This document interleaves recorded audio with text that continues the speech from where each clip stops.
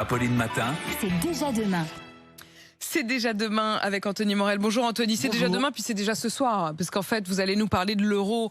L'euro qui est donc une bonne occasion pour investir dans une nouvelle télé, histoire de profiter des Bleus dans les meilleures conditions possibles. Mais impossible de s'y retrouver, vous allez nous aider. C'est la jungle, c'est la jungle, il y a des centaines de modèles de télé différentes. Alors il n'y a pas une bonne réponse, un bon choix, parce que ça dépend de plein de critères, à commencer par le budget qu'on est prêt à mettre, c'est sûr, mais on peut donner quelques conseils généraux, on va dire, surtout si on veut profiter du foot. Alors 3 critères à retenir quand on choisit la télé. D'abord la taille, évidemment, ça c'est important. C'est la taille qui compte. C'est la taille qui compte en matière de télé. Et je vais même te dire, ça va plus loin, Louis, c'est-à-dire qu'en la matière, faut pas avoir de complexe. Voilà, faut viser grand. Voilà, faut viser grand. Non, parce que pendant très longtemps, j'ai décidé de me retirer de ce. Mais non, mais attendez. Cette discussion. En matière de télé, vous savez, il y a pendant longtemps, vous y voyez malice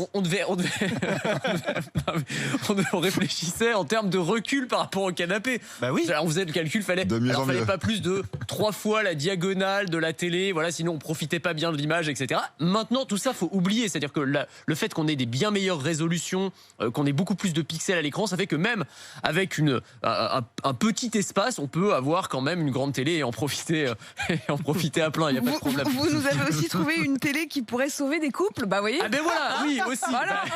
J'avais pas vu la relance, je vous jure.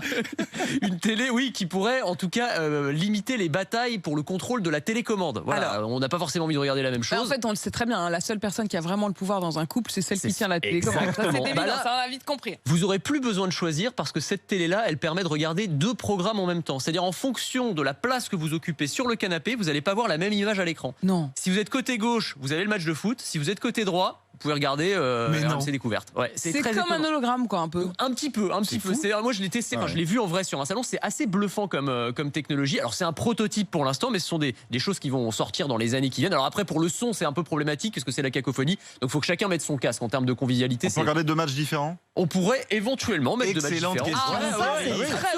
On peut mettre 2 matchs différents, c'est vrai. Donc ça peut être effectivement aussi un critère. Alors, je vous ai pas donné les 2 autres critères quand même en plus de la taille dont je vous ai parlé tout à l'heure. C'est la résolution de l'écran.